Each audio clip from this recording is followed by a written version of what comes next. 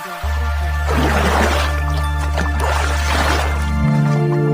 Inspiratif hidup. Jangan jadikan kegagalan kemarin sebagai penghambat hari ini. Semangat untuk membuat hari esok lebih baik melalui hari ini. Jasmine menangis terseduh-seduh saat mendengar suara tembakan. Kaki Jasmine pun langsung lemas karena terkejut dan takut. Di luar pintu, Sean tak kalah terkejut. Dia tahu bahwa di Amerika Serikat, warga sipil bisa memiliki senjata. Namun, kekacauan umumnya terjadi di daerah kumuh. Di tempat yang makmur seperti Manhattan tidak akan terjadi hal-hal semacam ini. Sementara, sekarang terjadi insiden penembakan di hotel top seperti Ritz-Carlton. Sudah beberapa tahun tidak datang ke sini. Aku tidak menyangka bahkan hotel bintang 5 pun tidak aman, pikir Sean. Dia bersyukur karena mengikuti Jasmine sampai ke sini. Jika tidak, bagaimana jika terjadi sesuatu pada Jasmine?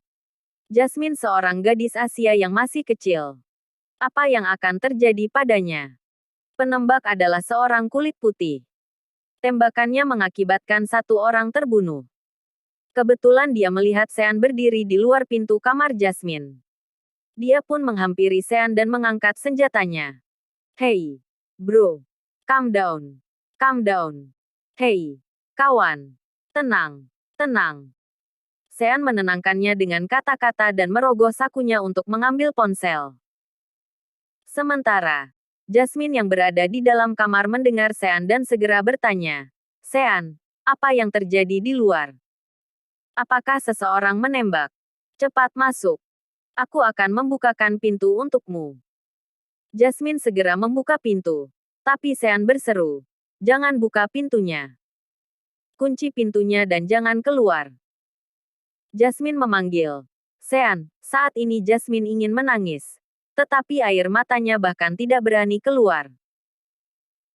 Jasmine pun tersadar bahwa pria tinggi dan gagah yang tadi disukainya, dan yang membuatnya merasa aman, sama sekali tidak berguna.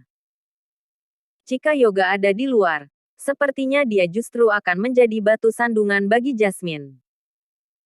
Dia pasti akan menggedor-gedor pintu dengan keras dan menyuruh Jasmine untuk membiarkannya masuk, kan? Sedangkan, Sean sangat peduli dengan keselamatannya. Dia menganggap keselamatan Jasmine lebih penting daripada dirinya sendiri. Sean tidak melakukannya tanpa persiapan apapun. Dia melakukan ini karena sudah berlatih seni bela diri sejak masih kecil dan pernah pergi ke medan perang untuk mengasah keterampilannya. Dia sudah berpengalaman menghadapi senjata dengan tangan kosong. Sean melihat pria yang menghampirinya tidak mendengarkan sarannya sama sekali. Sean segera mengeluarkan ponsel, lalu mengayunkan dan melemparnya. Kecepatan dan ketepatan lemparan Sean benar-benar luar biasa. Ponselnya pun terlempar tepat di wajah pria itu. Sementara sambil melempar, Sean segera melepas jam tangan di tangan kirinya. Setiap kali keluar tanpa senjata, dia pasti memakai jam tangan. Berbeda dengan pria-pria lain yang memakai jam tangan untuk menunjukkan statusnya, Sean memakai jam tangan untuk membela diri. Sean tidak pernah memakai jam tangan dengan tali kain, tetapi selalu mengenakan jam tangan tali baja. Itu karena hanya jam tangan tali baja yang bisa memberikan pukulan berat pada lawan saat dilempar dan langsung dapat mengejutkan lawan atau mengulur waktu untuk dirinya. Jam tangan Sean dibuat secara khusus. Begitu ditepuk, jam tangan itu akan otomatis terlepas. Sean mengambil jam tangannya yang berat dan dengan cepat melemparnya mengenai tangan lawan yang sedang memegang senjata. Ponsel Sean mengenai mata lawan dan membuat penglihatannya terganggu sehingga pria itu ingin menembak secara membabi buta.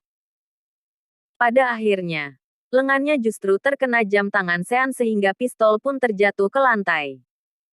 Semua ini terjadi dengan sangat cepat.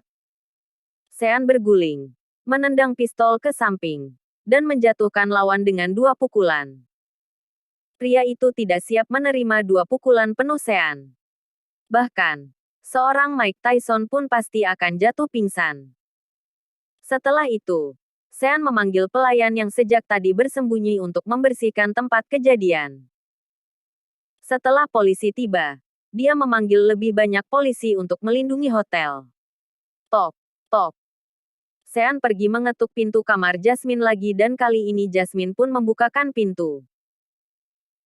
Ketika melihat Sean masuk dalam keadaan baik-baik saja, dia segera berlari menghampirinya, lalu memeluknya dan menangis terseduh-seduh. Syukurlah kamu baik-baik saja. Jika sampai terjadi sesuatu padamu, harus bagaimana aku menjelaskan pada kakak? Kakak pasti akan sangat hancur. Sean belum pernah melihat seorang gadis menangis dengan begitu hebat seperti ini. Sean membelai rambut Jasmine. Dia merasa tidak enak jika memeluknya dengan erat. Sambil tersenyum, Sean berkata, "Jasmine, bukankah aku baik-baik saja? Meskipun terjadi sesuatu, ini pertama kalinya kita bertemu dan kita juga tidak akrab. Kamu tidak perlu menangis sampai seperti ini untukku, kan?" Sean sangat tersentuh melihat Jasmine menangis begitu hebat. Ini menunjukkan bahwa adik iparnya ini masih menyukainya.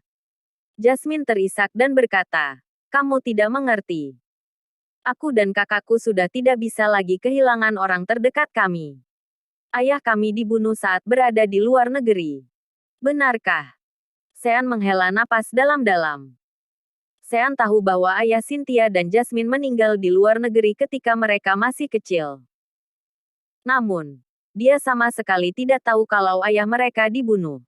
Apakah pembunuhnya sudah ditemukan? Sean bertanya dengan prihatin. Jasmine menggelengkan kepalanya. "Aku tidak tahu tentang ini. Tapi kakakku sepertinya belum menyerah mencari pembunuhnya selama bertahun-tahun." Sean mengangguk. "Jangan khawatir. Aku punya banyak teman di luar negeri. Aku akan membantu kalian menemukan pembunuhnya." "Baik." Jasmine mengangguk. Setelah itu, Jasmine menarik Sean ke dalam kamar, lalu memintanya untuk duduk dan berbicara padanya dengan baik-baik. "Sean, aku bukan tipe orang yang sembarangan menyewa kamar dengan seseorang setelah baru mengenalnya sehari. Aku tidak tahu bagaimana si Yoga itu bisa mencari tahu tentang latar belakangku. Dia bilang orang tuanya meninggal. Kemudian dia juga pura-pura tidak sengaja bertemu denganku. Yang lebih kebetulan lagi, namanya sama denganmu." Jasmine berusaha terus menjelaskan. "Pokoknya, ada banyak kebetulan yang membuatku merasa aku dan dirinya benar-benar sudah ditakdirkan untuk bertemu. Itu sebabnya." Sean membelai rambut Jasmine dan berkata, "Jasmine, aku tahu kamu gadis yang baik. Yoga merencanakannya dengan hati-hati untuk menipumu. Sebelum ini, sudah ada beberapa temannya yang mendekatimu. Mereka mengetahui latar belakang dan kesukaanmu dengan jelas." Tiba-tiba Jasmine tersadar. Tidak heran jika dia bahkan tahu apa makanan kesukaanku. Bajingan-bajingan ini benar-benar memiliki motif terselubung rupanya. "Jangan khawatir. Aku akan mengurus keempat orang sisanya sesudah kembali nanti," kata Sean. "Terima kasih, kakak ipar. Tapi, begini, aku takut sesuatu akan terjadi di malam hari. Kakak ipar, bagaimana kalau kamu menemaniku malam ini dan jangan pergi?" Pinta Jasmine yang tampak malu-malu. Ini bukan pertama kalinya Sean tidur di lantai. Ketika bepergian dengan Gianna sebelumnya, dia biasa tidur lantai. "Oke. Aku tidur di lantai saja," kata Sean. Tanpa diduga, Jasmine meraih tangan Sean dan menariknya ke tempat tidur. "Untuk apa tidur di lantai? Kita mengobrol sepanjang malam atau bermain saja." Bermain permainan apa?" pikir Sean. Lalu tersenyum dan berkata, "Tidak usah bermain. Kebetulan aku membutuhkan masukanmu. Katakan saja. Setelah beberapa saat ini, aku berencana untuk melamar kakakmu. Apa kakakmu pernah bilang menyukai lamaran yang seperti apa? Di pulau atau di rumah? Hal-hal apa yang harus aku persiapkan selain cincin dan bunga?" Terima kasih sudah mengikuti channel Wan dan Putra Orsia. Jangan lupa subscribe, like, and share. Tunggu episode selanjutnya. Salam silaturahim.